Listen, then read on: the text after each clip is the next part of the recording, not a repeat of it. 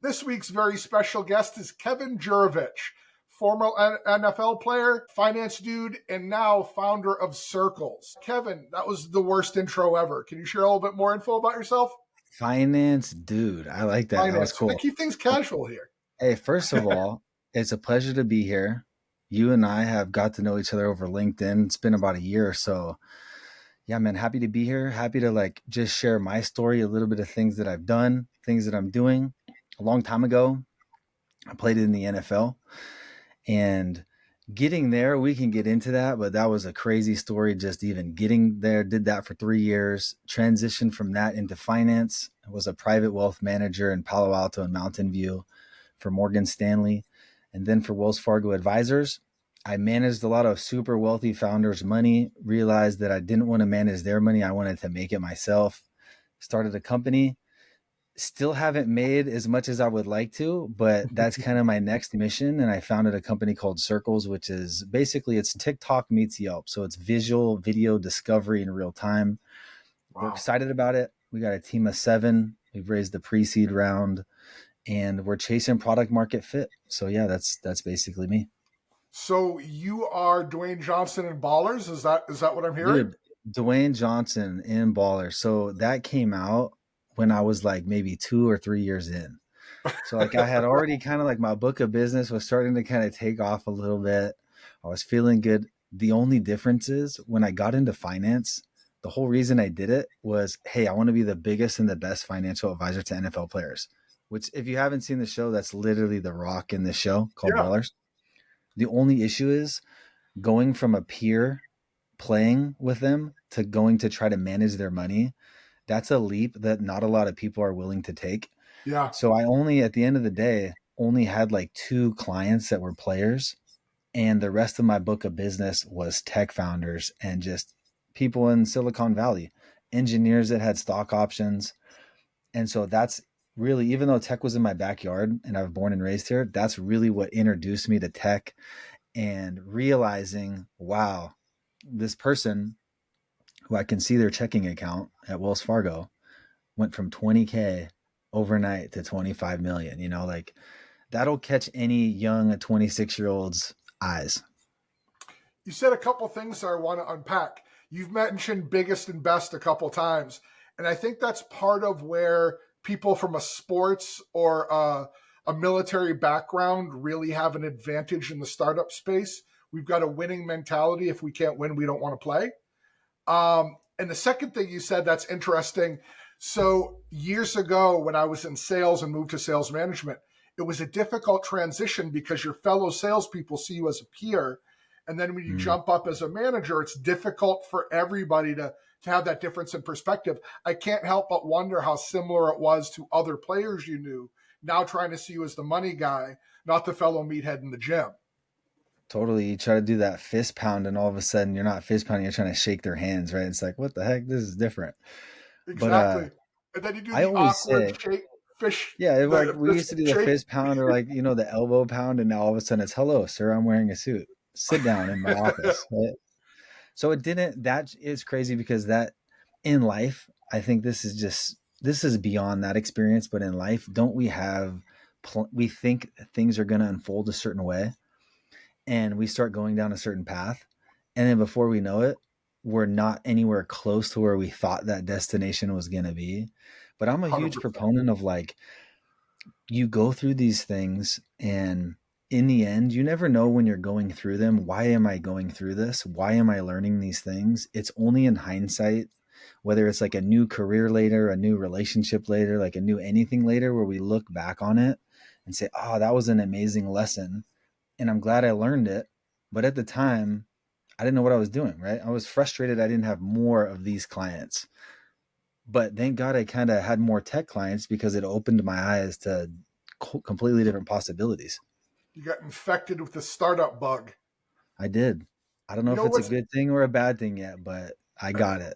Circle back in 5 years and we'll talk again. I know my first exit was with a company called Apicero. We went from 0 to $250 million exit in 5 years, 0 to 2,500 employees, 9 offices, 3 countries, explosive 5 years, 7 days a week.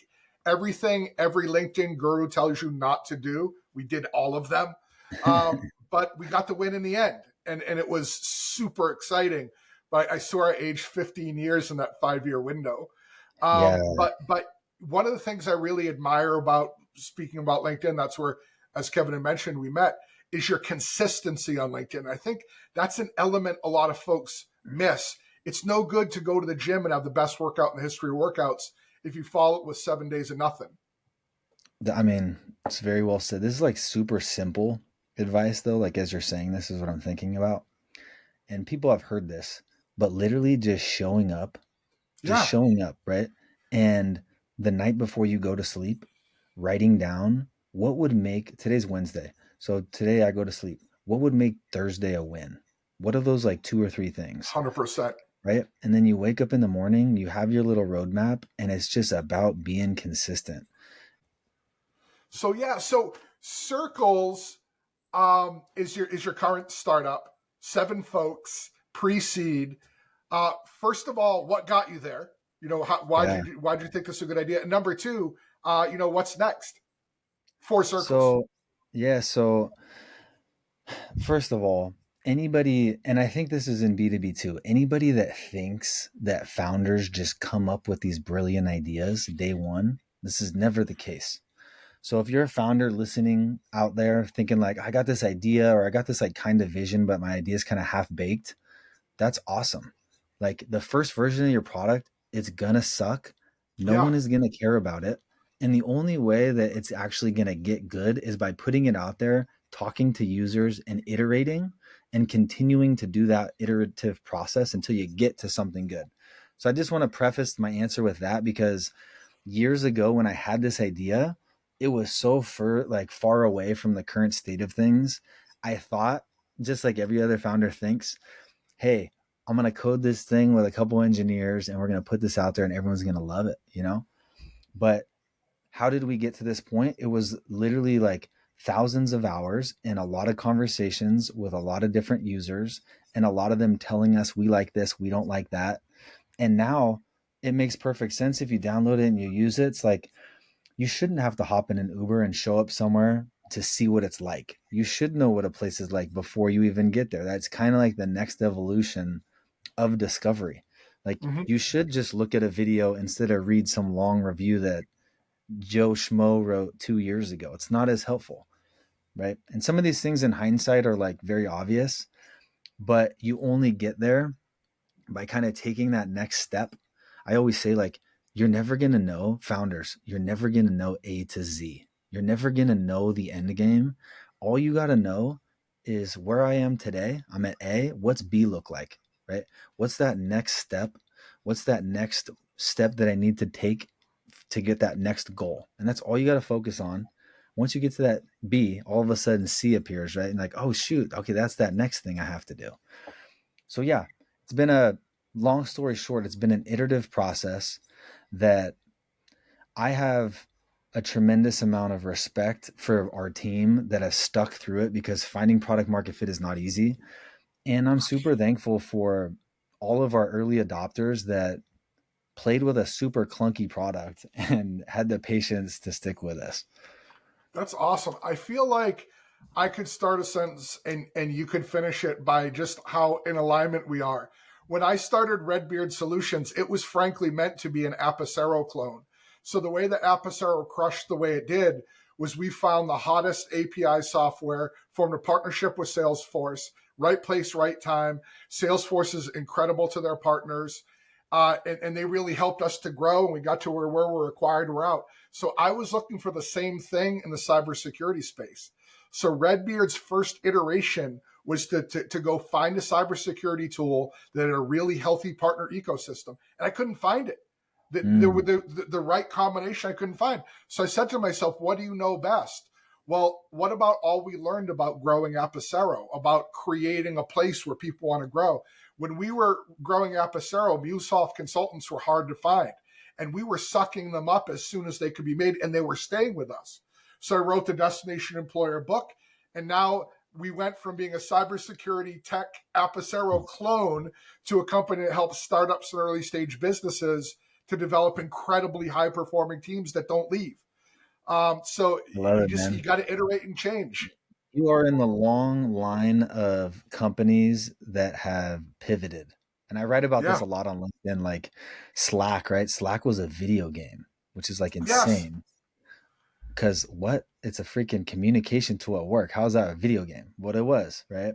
You know, Instagram was a check-in app called Bourbon. I mean, the list of these sort of things goes on and on and on. And it sort of proves the point of like even the biggest, baddest, sickest companies, they didn't have it figured out day one. Those founders, they're not any different than you and I, right? We know that now because we've been in the game a while.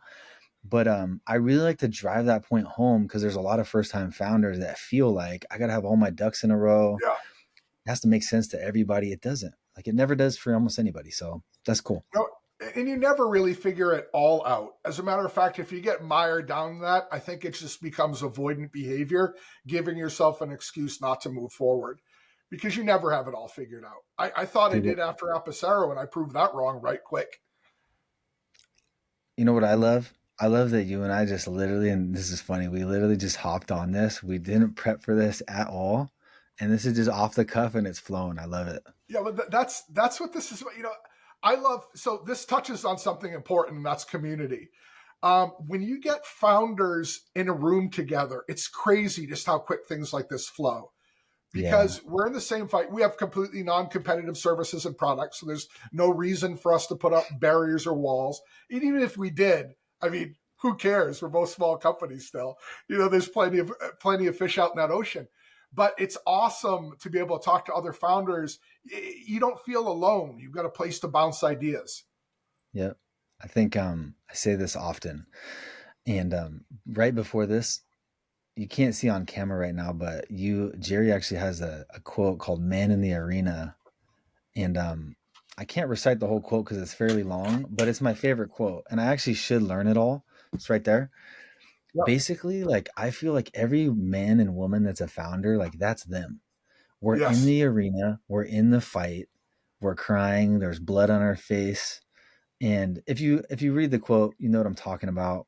But to your points, like on my LinkedIn, I started writing literally for that purpose because I felt like I had learned a lot. I had made a ton of mistakes and I had recognized this is one of the hardest freaking jobs in the world.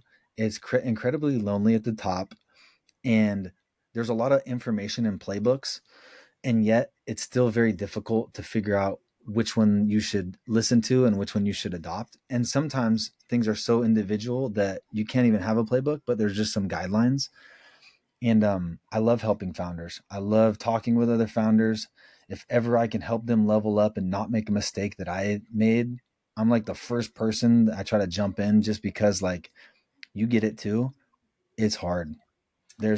This. There's a lot of lonely, sad days and nights. And there's some amazing days and nights too, and it makes it worth it.